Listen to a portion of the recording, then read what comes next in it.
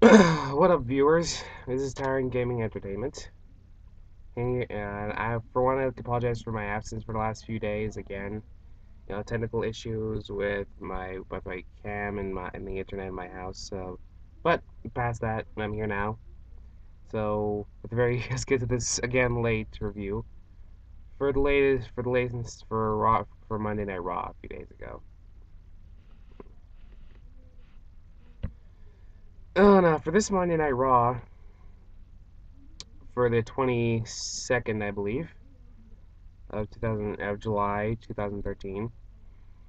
I thought, to be honest, it was kind of boring, very meh. I mean, there was a few segments that were good, but all in all, it was kind of a mess. It was kind of a side thing to watch. Now, there are a few things I like, which we'll get into. Mm. So let's start. So we start out with Brad Maddox. Mm, with Brad Maddox, my God, the guy was sweaty as hell tonight. Ugh.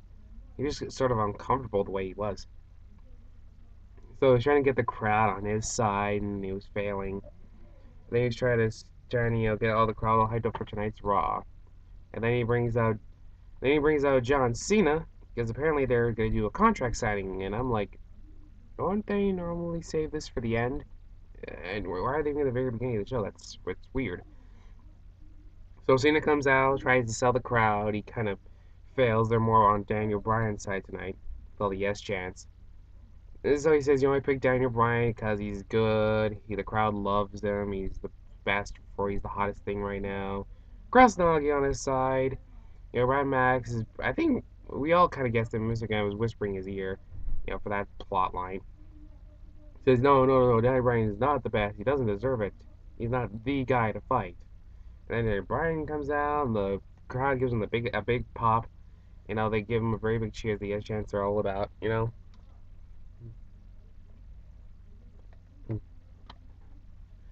So a big pop.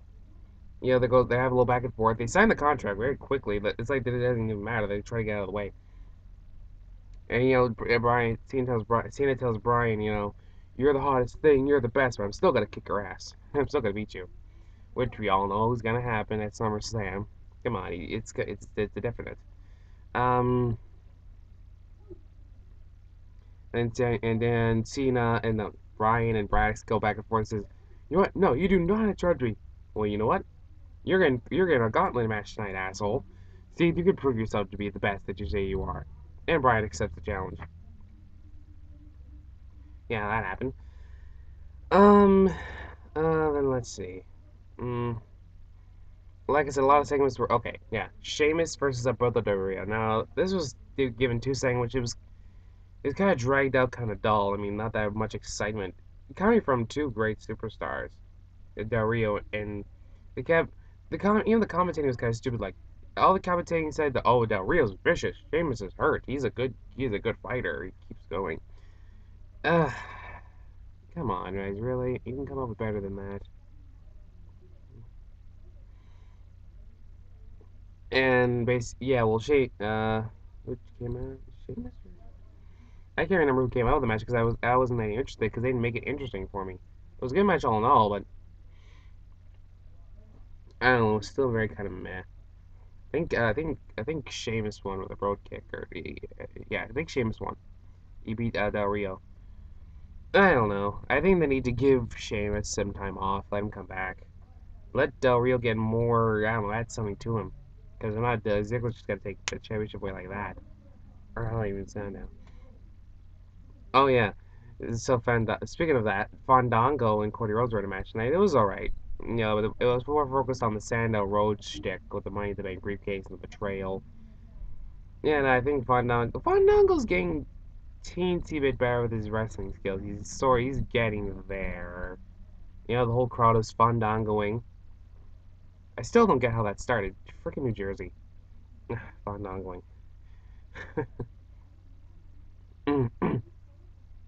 It's Summer Rae, though. Dang.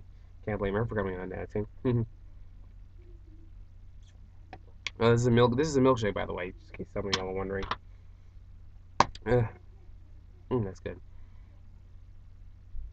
Let's see. Mm, oh, let's see. Ryback tonight tried to intimidate what's his name? Josh Matthews with his whole the jungle hunt speech with his promo. That sucked ass. That was the worst promo ever from Ryback. Again, he needs some time off because they're just not doing anything well with him. And then he comes out with a match with I think he had a match that I don't really. Oh well, no. See, he had a match later on, but that's beside the point. Let's see what else. Mark Henry comes out, because of the city of Texas. He comes and saying, "Oh, he loves Texas. He's proud to be a Texan. I got my ass beat by Cena. Please like me today." And he calls out the Shield, which is bold because everyone else doesn't do it. And then he holds on for like 2 minutes, and the Usos come in and gets them out of the ring. Now, this is obviously a build up for a 6-minute tag for SummerSlam. Yeah, that's obvious. We can all see that coming. It's getting obvious. They're making it. It's because it feels to me that because Mark Henry got beat by Cena badly, that they're just giving him this from that horrible heel run that he had. Hmm.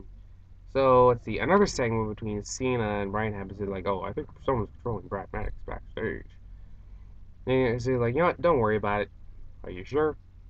Don't interfere tonight. Okay. That happens. And then, Brian Max, Triple H are talking, and says, like, listen to me, not him, not Vince. Fuck Vince. I'm the future. And then Stephanie Mac comes out, like, I'm gonna help you. Not tonight. They hear this conversation again. Bye. That happened. Got the McMahon Triple H thing happening again. I don't know, it hasn't gotten me invested enough in it. Yeah. So then I had a Miss TV segment happen. I thought Miz was gonna be interviewing each individual diva, which kind of eventually happened, but it was more of a freaking commercial promo for the freaking new Diva show, which I'm not that really excited for. I'm sorry, I'm not really am. They're just trying to give something, they're just trying to make the Divas more interested. And a reality show for the Divas, that's stupid. Oh, what's happened to the Divas division? Hmm. And then Jerry the King Lawler comes out, forces the ladies. Eva Marie gives him a big old slap across the face to make a name for herself. Even though she probably won't be even that relevant. Uh, Misty and then Miz has his little awesome shtick, which is nice to hear that every once in a while. Let's see. Oh, Titus O'Neil has a match against Christian. I thought that was very good for Titus O'Neil. I thought he looked great, even though they just femmed Christian. But yeah, it was still a good match. Because I believe this guy when he's in the ring. I love Titus O'Neil back in NXT when he was singles competition. That where he was at his best. Now I just put him to side with as a tag team with Darren Young, who also had a match tonight against Dolph Ziggler. I thought that was also kind of good. They of course they fed him to Ziggler again. I wonder why they're giving them more singles matches just to beat people or what? It's weird. Let's see what else happens tonight.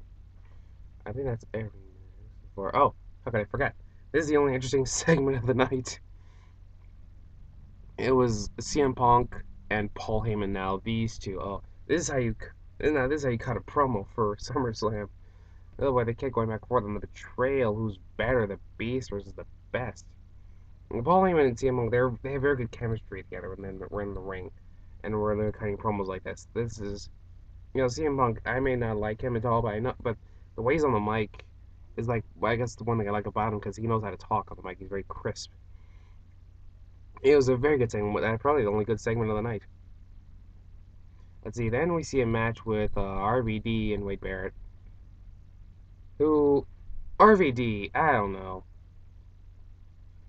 He's he's kind of like a I don't know, he's not as good as he once was, I guess, with age, but he's still kind of good compared to what we have now in today's wrestlers. Not saying he's like as good as he was before. No, not in ECW ways. No, not even with TNA. But he's kind of fit for his old age because the way it's more slow paced. I felt like the bear match too short though because it was like a five frog star splash and then done. I don't know. I think they're trying to build up RVD for something good, and Christian too. Who knows? But we'll see. And let's see. Um, oh, so the main event for the night: Daniel Bryan in a gauntlet match, which I thought was very good to give him to build him up even more. So it was pretty much with. So he beats Jax. That's the thing, though. I'm not sure if I missed it or not, but I was watching him versus Swagger, and when the commercial ended, he was fighting Cesaro. Like, did he beat him during commercials? What the hell happened? You say he made like Swagger tap out or something. I'm like, what the hell? It wasn't even that interesting of a match though. The entire Cesaro match with Daniel Bryan, it was very good. Uppercuts back and forth. It was just so much. It was so good. It was almost on par with the match we had last week with RVD and Chris Jericho. It was that good of a match. Best match of the night. On definite. It was so good. I can't express how much that match was better for Raw that night. And then, Brian Max says, "Oh, let's see how he does against the third guy." And I'm like, "Oh, here comes Big Show's debut back on Raw," because that was supposed to happen, but it didn't. Turns out being freaking Ryback. And I'm like, all right, let's just end the match, right? And then Ryback puts Punk was driving through a table. I'm like, after 30 minutes of a fight, that's kind of harsh. But I guess I realized what it led to. It led to Cena coming out and saving Bryan. Yay! Now, let me tell you something. Now, I'm a Cena fan all the way, but let me tell you something to other Cena fans that we were watching this tonight.